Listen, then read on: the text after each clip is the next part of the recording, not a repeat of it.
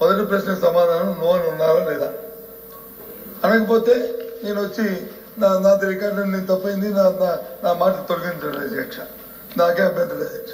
ఆయన అన్ని మాట నేను ఉడికించాను కానీ నేను లేని మాట మాత్రం అనలేదు అధ్యక్ష. ఇంకా రెండో విషయానికి వస్తాయి అధ్యక్ష. వారు నేను ఆ నియోజకవర్గం 15 సంవత్సరాలు బాధ్యత వహించాను అధ్యక్ష. మొన్నటి వరకు కూడా మా 24 ఎలక్షన్లో దాంట్లో ఓడిపోయిన వరకు కూడా 15 సంవత్సరాలు కంటిన్యూస్ శాసనసభ్యుగా ఉన్నాను అధ్యక్ష. 15 సంవత్సరాల్లో రాని డయేరియా ఎప్పుడు ఏ ఒక్కరు కూడా చనిపోయిన నేపథ్యంలో ఈ 4 నెలల కాలంలోనే ఎందుకు చనిపోవచ్చు అధ్యక్ష? 5 సంవత్సరాల్లో మరి 4 నెలలు 4 నెలల కింద చనిపోవచ్చు కదా అధ్యక్ష. అక్కడ కానీ పరివార లోపం వస్తే నేను క్లియర్ కట్గా చెప్పాను అధ్యక్ష.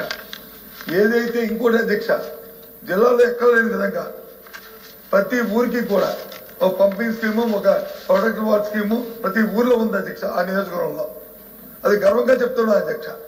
అది ఆ కార్యక్రమం ఉన్నప్పుడు దాన్ని పర్యవేక్షణ చేయాలి. టైం టు టైం దాన్ని క్లోరేజ్ కలుపుకోవడం, టైం టు టైం ఆ పైపులు వచ్చి క్లీన్ చేసుకోవడం, టైం టు టైం చూడడం, అవి ఆ కార్యక్రమం జరగదు అధ్యక్ష. ఈ 4 నెలల కాలంలో ఎవరైతే మెయింటెనెన్స్ చేస్తారో ఈ విషయాలు చెప్పడం నాకు ఇష్టం లేదు అధ్యక్ష. అయినా సరే మంత్రి అడిగారు కాబట్టి చెప్తాను. ఆ లోపాలు ఎవరు చేయాలి, ఎవరు చేయకూడదు, ఈ కాంట్రాక్ట్ నాకు కావాలి, ఆ కాంట్రాక్ట్ తొలగించేయాలి, ఆ వర్కర్ని తీసేయాలి, ఆ వర్కర్ మళ్ళీ కొత్త వాడిని వేసుకోవాలి, వాడి దగ్గర మళ్ళీ 50,000 లక్ష మళ్ళీ వాడి దోచుకోవాలి అని అక్కడ కొట్లాడి జరిగింది అధ్యక్ష. ఈ 4 నెలల కాలంలో వీటికి కారణాలు ఇవ్వ అధ్యక్ష. నేను అసలు అంతవరకు జోలు పోదలుచుకోలేదు. అయినా వారు అడిగారు కాబట్టి చెప్తున్నాను అధ్యక్ష. పర్యవేక్షణ లోపం వల్ల జరిగిన అధ్యక్ష అంతా అధ్యక్ష. దాన్ని సర్దిద్దుకొని ప్రజలకు మంచి చేయడానికి ఆలోచించేయండి అధ్యక్ష.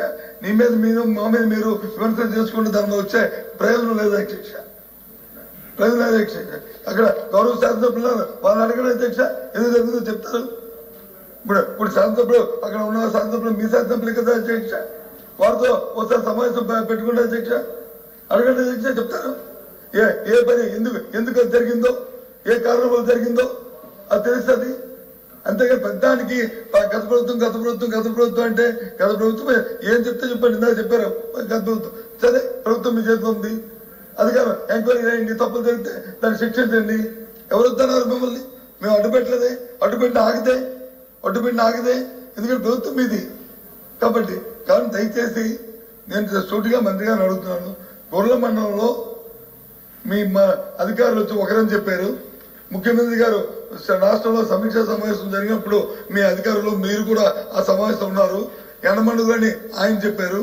ఆ మర్నాడు ఉప ముఖ్యమంత్రి గారు వచ్చారు, ఆయన 10 మందిని చెప్పారు. అక్కడ సమావేశం జరిగిన తర్వాత ఇప్పుడు మీరు సభాముఖంగా 4 అని చెప్తున్నారు. చూడండి అధ్యక్ష, వాస్తవంగా చనిపోయిన వాళ్ళు 202 మంది హాస్పిటల్కి వెళ్తే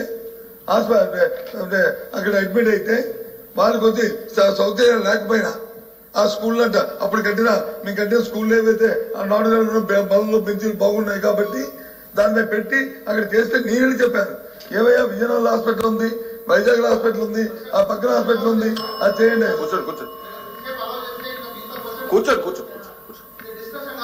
కూర్చోండి